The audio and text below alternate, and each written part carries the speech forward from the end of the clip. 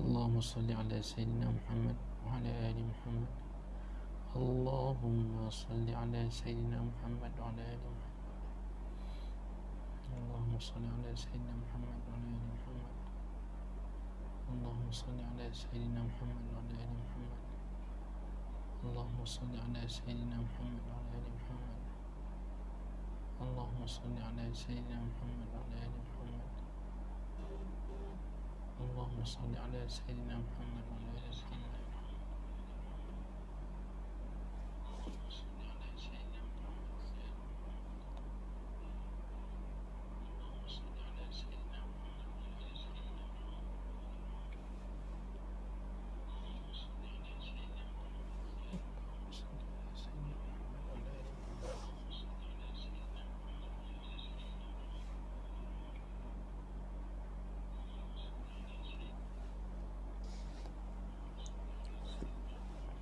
Bismillahirrahmanirrahim. Assalamualaikum warahmatullahi wabarakatuh. Alhamdulillah, alhamdulillah, summa alhamdulillah. Nahmaduhu wa nasta'inuhu wa nastahdi nastaghfiruh wa na'udzu billahi min syururi anfusina wa min sayyiati a'malina. Man yahdihillahu fala mudilla lahu wa man yudlil fala hadiyalah. Ashhadu an la ilaha illallah wa ashhadu anna Muhammadan abduhu wa rasuluh. Allahumma rabbi shrah li sadri wa yassir li amri wahlul 'uqdatam min lisani yafqahu qawli, amma ba'd. Alhamdulillah. Bismillahirrahmanirrahim. Alhamdulillah, summa alhamdulillah. Kita rafa'kan syukur pada Allah Subhanahu wa taala. Ashabul fadilah, tuan-tuan guru, puan-puan guru, para alim ulama, para asatizah, para pimpinan masyarakat, tuan-tuan haji, puan-puan hajah, ibu-ibu, ayah-ayah, tuan-tuan puan-puan yang dirahmati oleh Allah Subhanahu wa taala. Marilah sama-sama kita mulakan majlis pada malam ini dengan bacaan Ummul Kitab Al-Fatihah. Bismillahirrahmanirrahim. Alhamdulillahirabbil alamin, arrahmanirrahim, maliki yaumiddin. Iyyaka na'budu wa iyyaka nasta'in. Ihdinas siratal mustaqim. Siratal ladzina an'amta 'alaihim ghairil maghdubi 'alaihim waladdallin. Amin.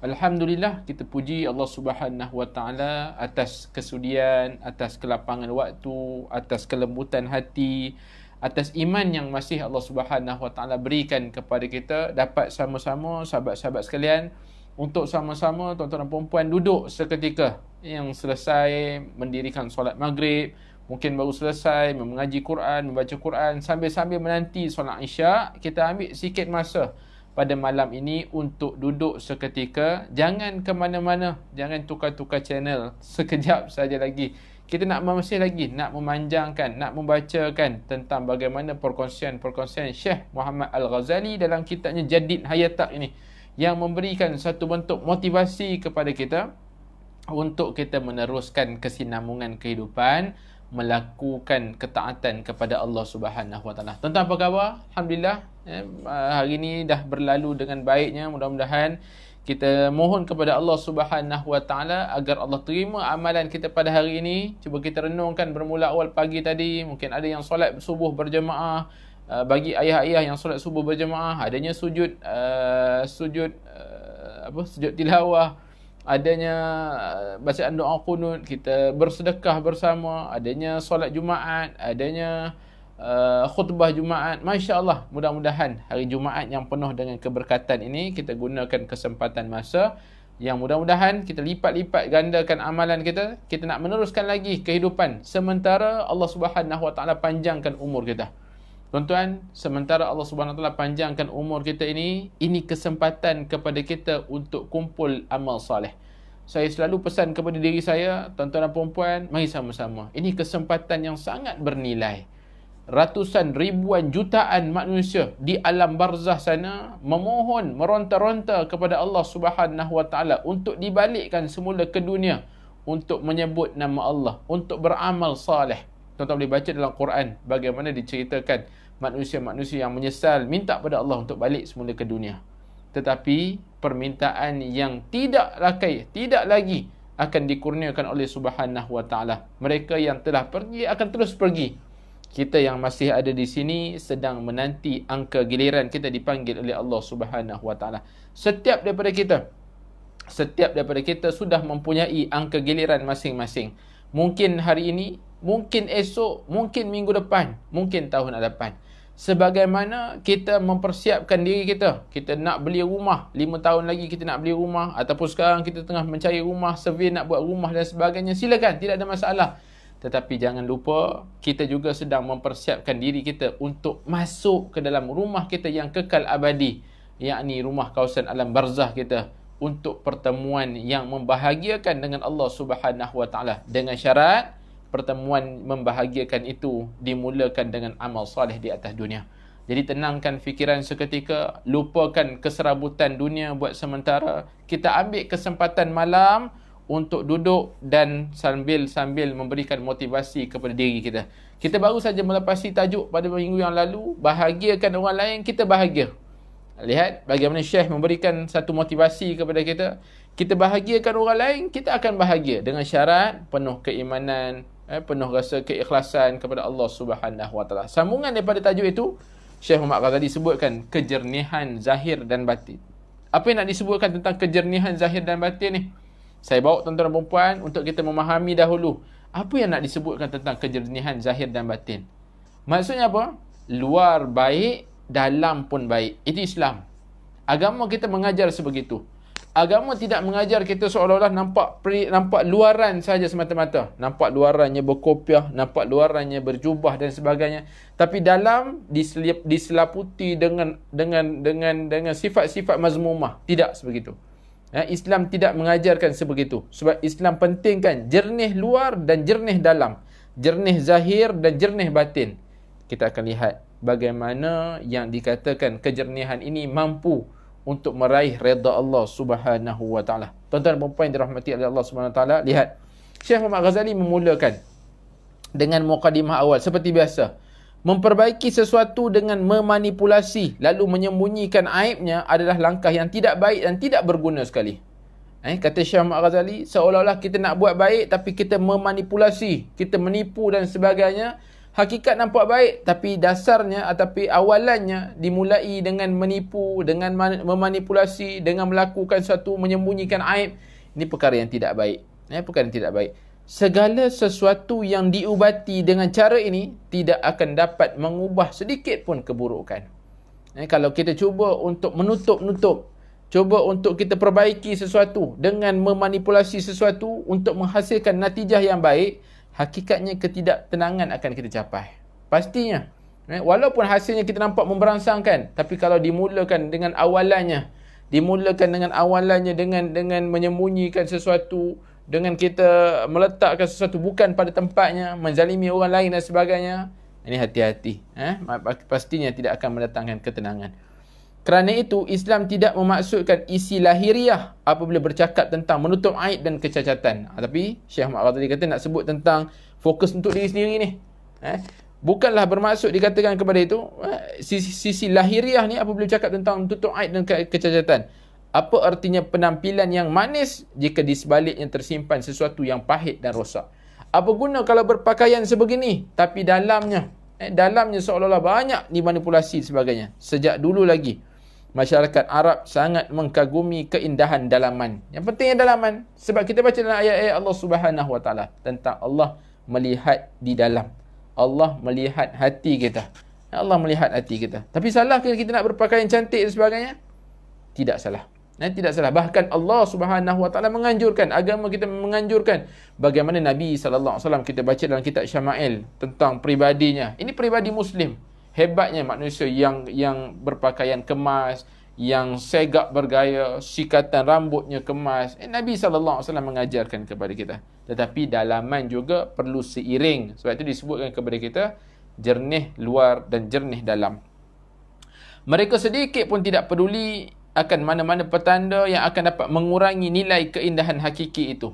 Tuan-tuan, cuba kita renung. Satu pujangga Arab pernah berkata, jika kehormatan seseorang tidak menjadi kotor kerana kekejian, maka setiap kain yang dipakainya akan tampak amat indah. Allah.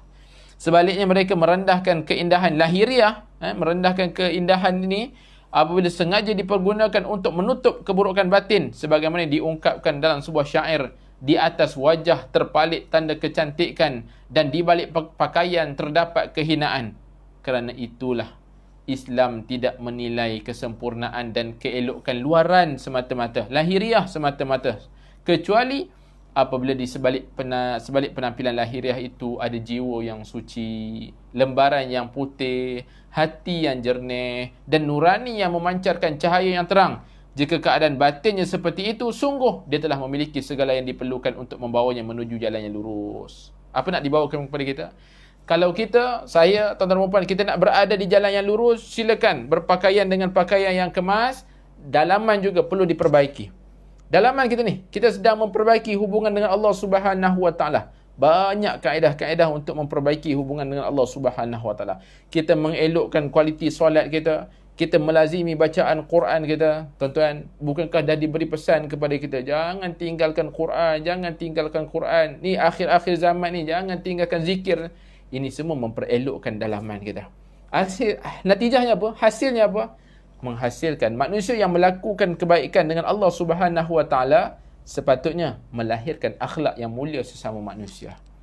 Tetapi seandainya manusia itu masih lagi melakukan sesuatu yang tidak baik sesama manusia walaupun telah melakukan kebaikan dengan Allah Subhanahu Wa Taala, cuba nilai balik mana salah silapnya, mana kelompongan-kelompongan yang perlu ditutupnya, supaya kebaikan tadi yang sepatutnya ini. Sebab tu kalau kita baca dalam kitab Hikmatut Tashri', bagaimana ulama menggali hikmah-hikmah pensyariatan tentang ibadah-ibadah, menghasilkan dengan solat menjadikan manusia yang berdisiplin, dengan solat menjadikan manusia yang pembersih, dengan solat menjadikan manusia bercakap baik dengan manusia. Allahu Akbar. Allah mencipta ataupun Allah membuatkan amalan-amalan, menyuruh kita melakukan amalan itu, akhirnya menatijahkan kita menjadi seorang manusia.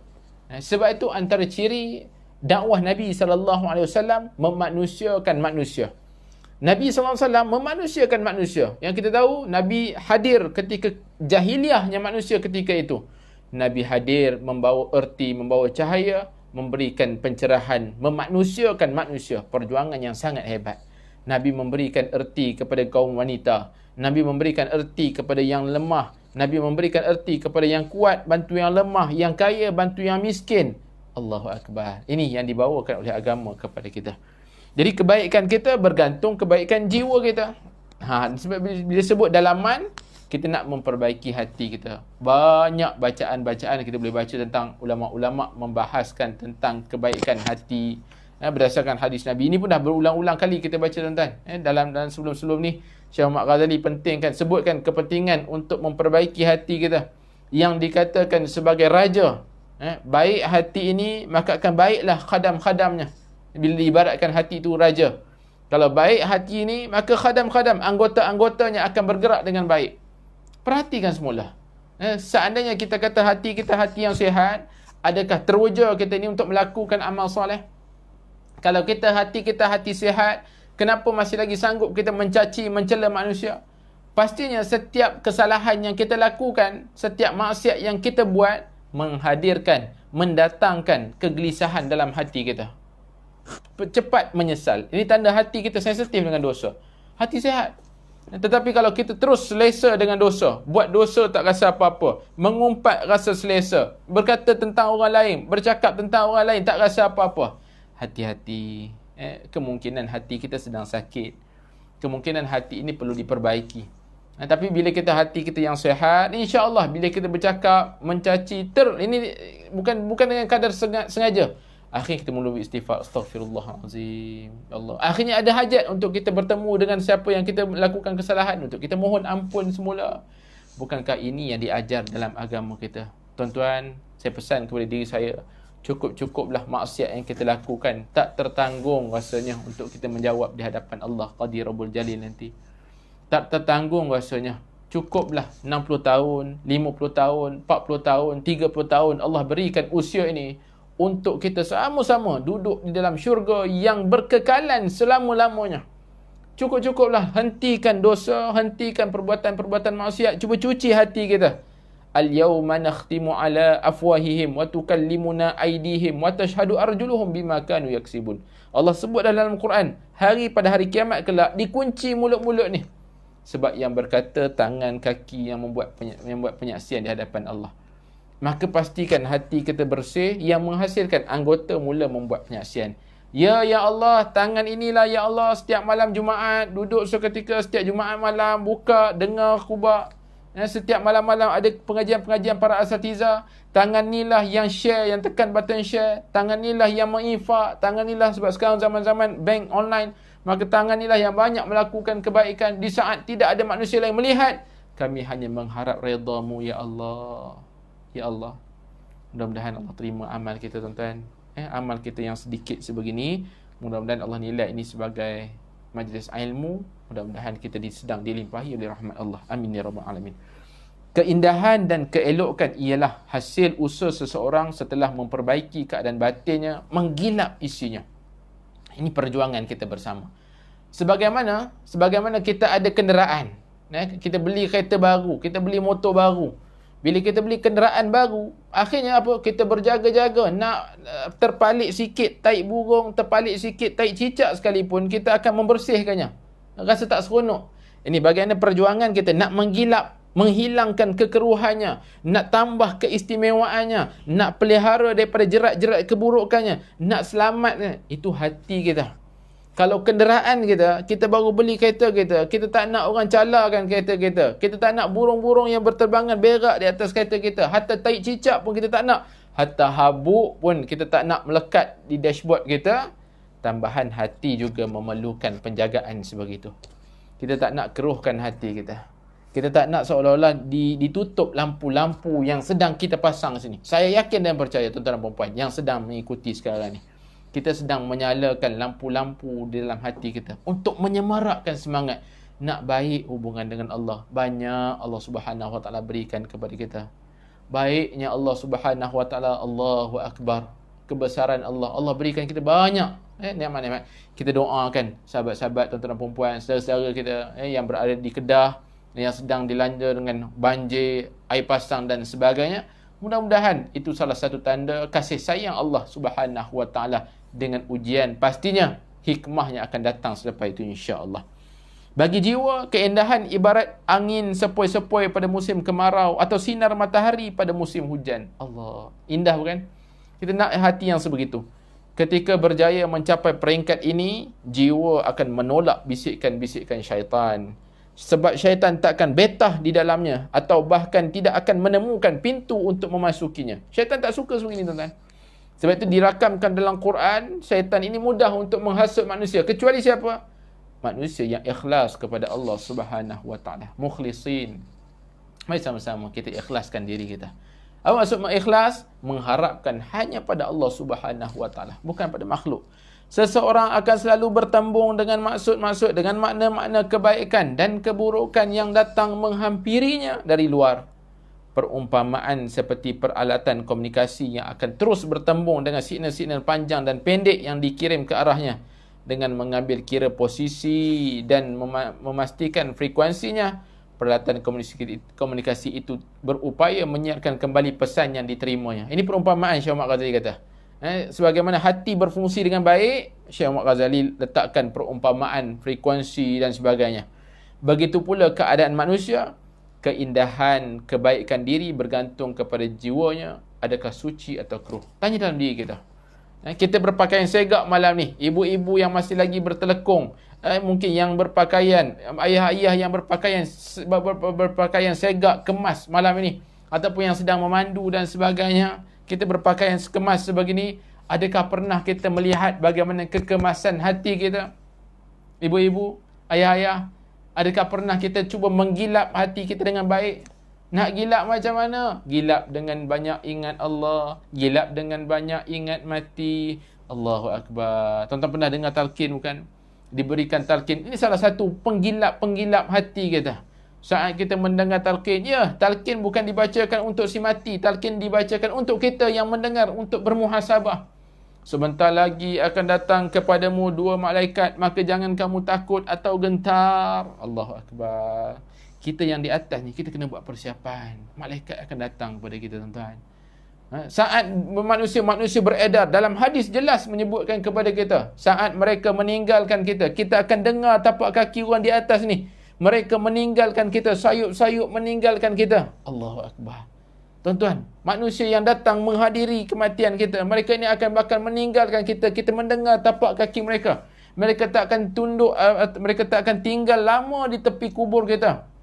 Siapa yang menemani kita? Amal soleh. Bukankah amal soleh yang akan menemani kita? Sebab itu kita sedang mempersiapkan sesuatu, hati kita, jiwa kita, yang akan menyebabkan kita bahagia, tenang di sana. Jika jiwa seseorang dalam keadaan suci, dia akan hidup dalam keadaan alam kebaikan. Signal-signal kemaksiatan, dosa takkan mampu menghampirinya. Inilah yang diisyaratkan oleh Quran saat berbicara soal syaitan dalam surah An-Nahl ayat 99 hingga ayat 100. Sungguh syaitan tidak akan berpengaruh terhadap orang beriman dan bertawakal kepada Tuhan. Pengaruhnya hanya terhadap orang yang menjadikan pemimpin dan terhadap orang yang mempersekutukannya dengan Allah Subhanahu wa taala. Lihat bagaimana kalau kita tawakal kepada Allah, serahkan bulat-bulat jiwa kita kepada Allah, yakin bantuan Allah akan bersama dengan kita.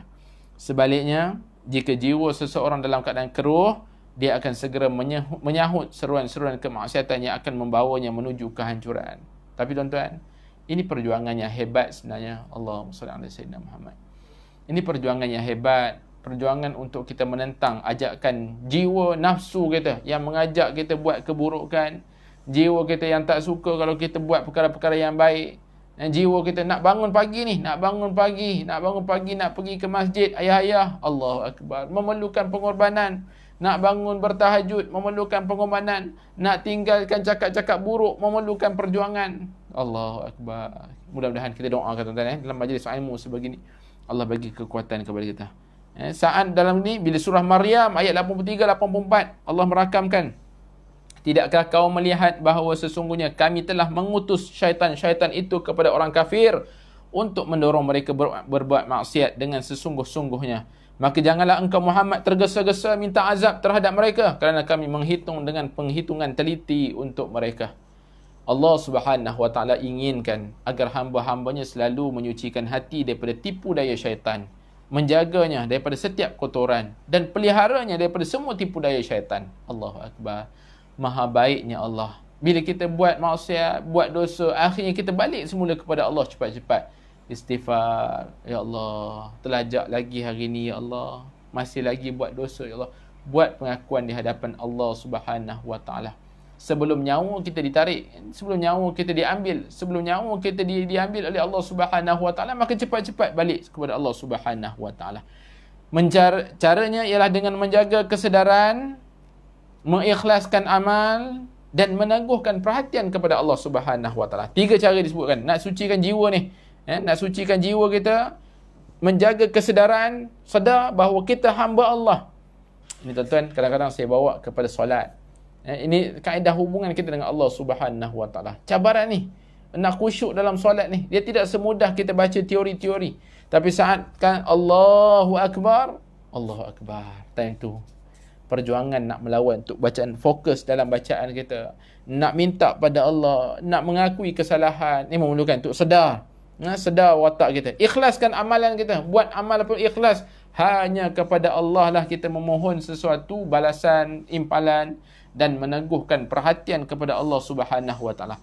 Dalam Quran terdapat satu surah yang menyeru manusia agar menjaga diri daripada bisikan-bisikan palsu dan sesat, dengan tujuan agar hati mereka tetap terpelihara dalam keadaan jernih dan suci. Surah apa? Surah An-Nas. Maka amalkan dan surah An-Nas, dan Nabi sallallahu alaihi wasallam mengajarkan kepada kita setiap kali sebelum tidur untuk dibacakan qul a'udzu birabbin nas, aku berlindung kepada Tuhan manusia, raja manusia, sembahan manusia, daripada kejahatan bisikan syaitan yang bersembunyi, yang membisikkan kejahatan ke dalam dada manusia, daripada golongan jin dan manusia.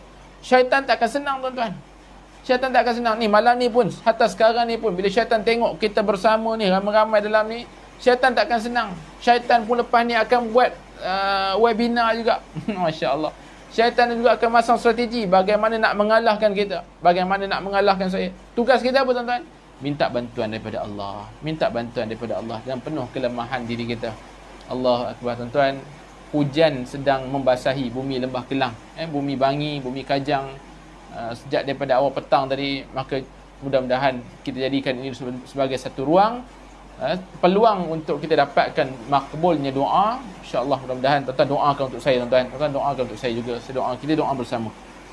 Permohonan perlindungan ataupun isti'azah, maknanya kita baca qul a'udzu binnas tadi ni menggambarkan permintaan seorang mukmin kepada Allah agar melalui kekuatan dan kemuliaannya berkenaan pelihara jiwanya agar tetap suci, tidak tergoda bisikan syaitan, tidak dirasuki niat jahat atau niat menzalimi orang lain. Minta Allah jaga itu, tuan-tuan. Harta yang banyak belum tentu kita dapat tewaskan syaitan.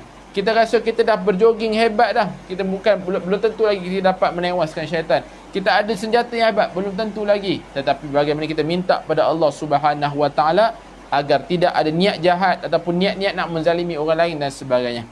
Agar diri benar-benar terlindung daripada segala bisikan dan godaan jahat, kita tidak boleh berasa cukup hanya dengan mohon perlindungan. Tapi bukan berhenti di situ saja. Setelah mohon perlindungan, harus melakukan amal perbuatan. Bukankah ini yang kita baca dalam Fatihah? Iyyaka na'budu wa iyyaka nasta'in.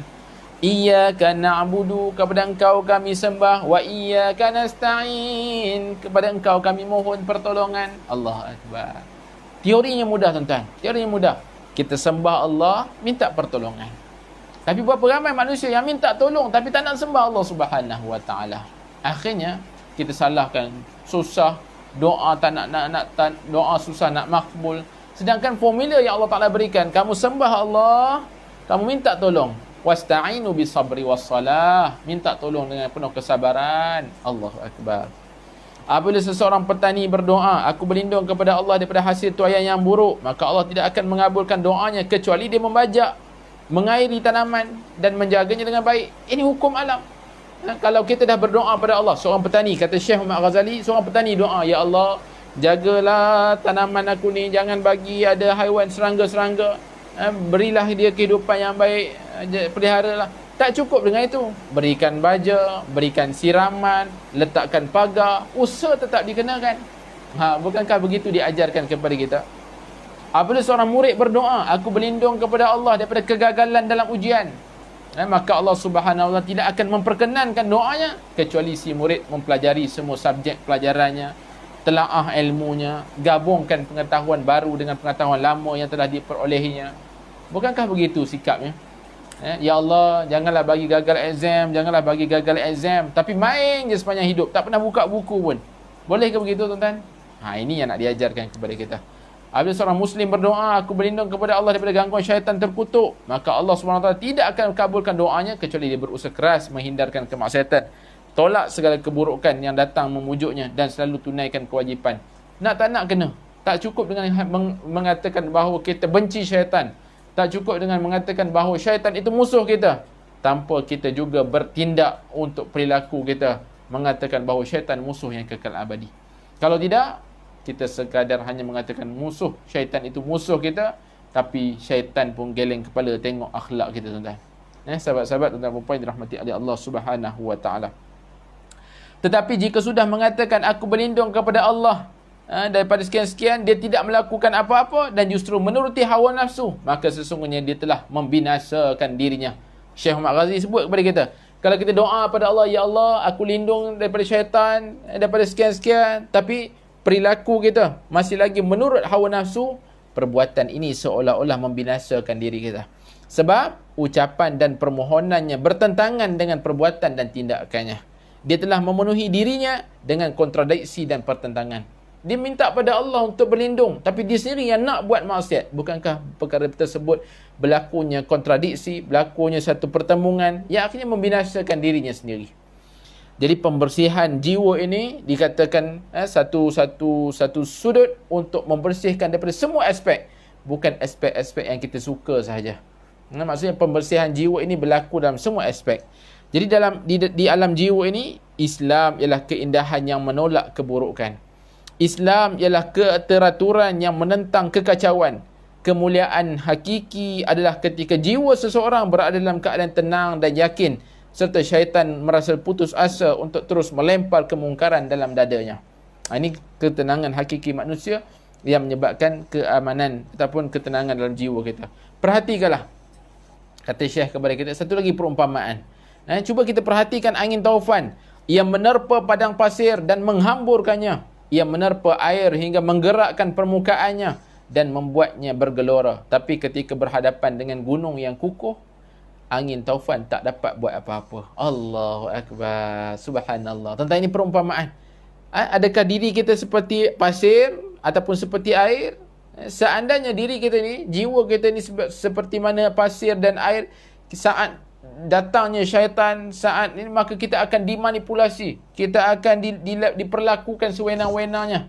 Tapi kalau kita kuat, bagaikan teguh, bagaikan gunung tadi, angin tak mampu untuk melakukan apa-apa. Ketika manusia berkelakuan melampaui batas dan jiwanya selalu diliputi keraguan, bisikan syaitan dan mudah masuk mempengaruhi jiwa mereka dengan bermacam-macam keburukan dan kekejian, namun jika hati dan keimanan mereka teguh, teguhkanlah keimanan kita ni, syaitan pun sukar menyentuh jiwa mereka meskipun syaitan mengerahkan segala usaha dan godaan yang paling kuat. Syaratnya apa tuan-tuan tadi? Iman yang teguh. Mari sama-sama malam ni kita bermuhasabah. Teguhkan iman kita. Bagaimana nak teguhkan keimanan? Meletakkan keyakinan hakiki kita kepada Qadir Rabbul Jalil, Allah Subhanahu wa taala. Mudah-mudahan dengan minta pada Allah, Allahumma ahyina bil iman wa amitna bil iman. Hidupkan kami dengan keimanan, matikan kami dengan keimanan. Mudah-mudahan dengan iman ini, bukan sekadar nama kita Muhammad Iman, Nur Iman dan sebagainya, tapi dengan iman akhirnya menyebabkan bila iman berbicara, maka mudah untuk kita mendapatkan kasih sayang Allah Subhanahu wa taala. Kebaikan yang dicintai juga harus merangkumi sisi lahiriah sekaligus batinnya. Maksud dua-dua. Gerak batinnya tulus dan perilakunya lurus. Allah rakamkan dalam surah Al-An'am ayat 120. Tinggalkan dosa yang terlihat ataupun yang tersembunyi. Sungguh orang yang mengerjakan perbuatan dosa kelak akan diberi balasan sesuai dengan apa yang mereka kerjakan. Allahu Akbar. Tuan-tuan, jom sama-sama kita muhasabah. Apalagi dosa-dosa yang masih tersisa, saya pesan kepada diri saya terutamanya untuk kita hakis dosa-dosa tersebut. Minimum dosa satu titik hitam dalam hati kita. Dirakamkan oleh Nabi SAW. Nabi sebut kepada kita, bila kita buat dosa, satu titik hitam. Seandainya tidak bertaubat, maka akan banyak titik hitam dalam hati kita. Akhirnya, hati kita akan mati.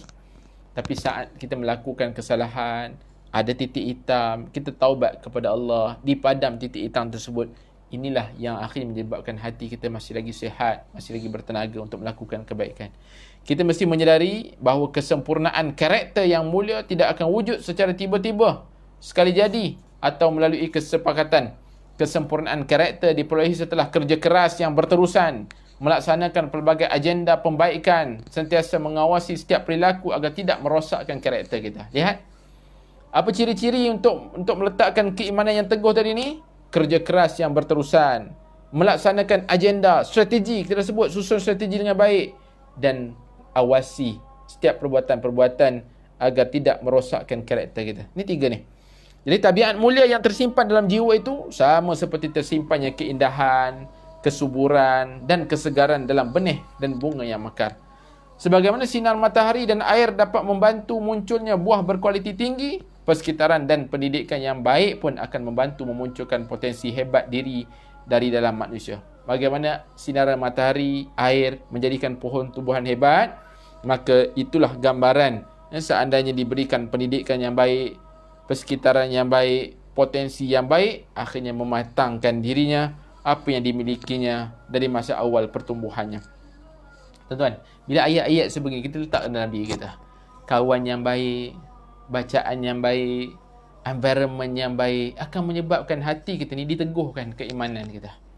Dan seandainya kita mencari kawan-kawan yang asyik dengan kesibukan maksiat, maka kita khawatir seolah-olah daripada gunung akhirnya menjadi pasir, menjadi air yang senang diperkotak-katikkan oleh syaitan. Tapi cubalah, walaupun hanya sekadar hati kita yang masih pasir, dihimpun menjadi gunung yang teguh, gunung yang tidak mampu ditolak badai oleh syaitan, yang tidak mudah diperkotak-katikkan oleh dunia dan sebagainya. Diperhatikan bagaimana kaedah kita nak memperteguhkan dalaman kita. Seringkali buah-buahan rosak dan hasil tuaian yang sangat sedikit disebabkan oleh buruknya kualiti persekitaran tanaman itu. Sama halnya dengan kerosakan karakter dan moral manusia, sehingga menimbulkan bencana sosial disebabkan ketidakmampuan pendidik untuk menyediakan persekitaran yang kondusif serta perkembangan fitrah yang suci. Maka kita lihat sahabat-sahabat sekalian, tuan-tuan dan puan, bagaimana untuk peranan sebenarnya, peranan pendidik. Bukan setakat guru-guru. Guru-guru dah alhamdulillah, guru-guru di sekolah semua mainkan peranan yang penting, yang hebat. Pensyarah-pensyarah sudah mainkan peranan yang hebat, yang penting. Bagaimana kita nak melihat daripada institusi keluarga, si ibu, si ayah memainkan peranan untuk mendidik. Anak-anak juga bagaimana kawan-kawannya yang sama-sama untuk memastikan, tuan-tuan, kita berada di akhir zaman ini, bagaimana cabaran demi cabaran yang berlaku ni. Nak memastikan gadget yang kita pegang ni, banyak sangat cabaran-cabaran luaran. Bagaimana untuk memastikan ada tapisan-tapisannya yang akhirnya menghasilkan mereka ini tumbuh dalam keadaan yang baik. Padahal Allah Subhanahu Wa Taala tidak akan menganugerahkan pengetahuan dan hikmah kecuali kepada orang yang baik, kepada jiwanya dan akhlaknya, yang selalu bersikap optimis, yang mahu memperbaiki kesalahan dan yang berjalan di atas jalan lurus sehingga tidak tergoda oleh bisikan syaitan. Allah Subhanahu Wa Taala berfirman mengenai hamba-Nya yang soleh, Yusuf alaihissalam, dalam surah Yusuf, dan ketika dia telah cukup dewasa kami berikan kepadanya kekuasaan dan ilmu, demikianlah kami beri balasan kepada orang yang buat baik. Orang yang berbuat baik pasti Allah Ta'ala akan melakukan ataupun membalasnya dengan kebaikan. Allah, janji Allah, ini janji Allah. Orang buat baik, akhirnya Allah berikan kekuasaan, Allah berikan kepadanya ilmu. Keutamaan yang dikurniakan kepada Nabi Yusuf AS merupakan balasan atas kematangan karakternya, kejujuran niatnya, kemuliaan perilakunya. Sudah tentu jika seorang Muslim menghendaki balasan yang baik seperti itu, dia harus meneladani keutamaan dan kesempurnaan perilaku serta akhlak sebagaimana Nabi Yusuf. Jom sama-sama kita muhasabah. Kita nak hadiah yang hebat daripada Allah, bukan? Kita nak Allah Subhanahu Wa Taala berikan kita yang terbaik, bukan? Maka kita perbaiki kualiti diri kita, karakter kita, jiwa kita, hati kita, dengan memperbaiki dalaman, dengan memperbaiki luaran. Maka lihat, Allah Subhanahu Wa Taala akan memberikan kepada kita hasil daripada tadi ni. Pendidikan, kawan-kawan, ini yang disebutkan. Bila kejernihan ataupun matahari yang memancar, air yang baik yang disiramkan kepada pokok menghasilkan tumbuhan yang baik, bagaimana karakter manusia memerlukan kualiti yang tinggi di sisinya. Kawan-kawan, pendidik dan sebagainya. Sebab apa disebut pendidik berkali-kali ni? Sebab tajuk yang seterusnya ini Syekh Muhammad Ghazali sebutkan kepada kita, ada nasihat buat para pendidik. Ada nasihat buat para pendidik, dan nasihat-nasihat ni insya-Allah saya kira mungkin pada minggu hadapan kita akan lihatnya. Bagi suspense sikit. Yang ada 21 nasihat Syekh Muhammad Ghazali tinggalkan kepada kita. Supaya dikatakan mereka menasihati para pencandu nafsu. Istilah pencandu nafsu dengan nasihat-nasihat berikut yang dapat membebaskan jiwa mereka daripada penjara nafsu dan bisikan syaitan. Allahu Akbar. Pencandu nafsu, orang yang suka mengikut hawa nafsu, ada nasihat-nasihatnya. Bagaimana untuk memiliki jiwa yang hebat, bagaimana untuk mengalahkan musuh syaitan kita, ada kaedah-kaedahnya supaya akhirnya kita dapat memiliki jiwa yang tenteram, jiwa yang hebat. Jadi inilah yang dikatakan, para tokoh pendidik Muslim generasi awal sudah berusaha keras membimbing jiwa menuju kebenaran. Jadi kitalah yang perlu meraihkannya, yang perlu mengamalkannya. Mudah-mudahan perkongsian yang ringkas pada malam ini memberikan kekuatan kepada kita untuk membalut jiwa kita dengan keikhlasan, untuk meneruskan perjuangan, melakukan rombakan dalam diri kita, mendekatkan diri dengan Allah, memperbaiki hubungan dengan Allah Subhanahu Wa Taala. Saya ucapkan terima kasih kepada tuan-tuan dan puan-puan, sahabat-sahabat yang bersama pada malam ini, yang tekan button share banyak-banyak, yang berkongsi kepada rakan-rakan banyak-banyak. Mudah-mudahan Allah Subhanahu Wa Taala jualah yang memberikan kebaikan kepada kita. Allah Taala memberikan kebaikan-kebaikan yang berpanjangan. Mudah-mudahan Allah panjangkan umur, murahkan rezeki, dan diberikan kekuatan kepada kita untuk mengamalkannya. Kita berhenti di sini dulu. Azan pun baru berkumandang. Saya kempen kepada ayah-ayah yang berada di rumah yang tidak ada halangan untuk pergi menunaikan solat di surau masjid, maka tinggalkan seketika ahli keluarga untuk pergi ke surau masjid yang berdekatan untuk solat berjemaah. Maka mudah-mudahan kasih sayang Allah Subhanahu Wa Taala akan melimpah kepada kita. Terima kasih atas perhatian semua. Mohon maaf atas kekhilafan bicara. Aqulu qawli hadza wa astaghfirullahal azim li wa lakum. Wassalamualaikum warahmatullahi wabarakatuh.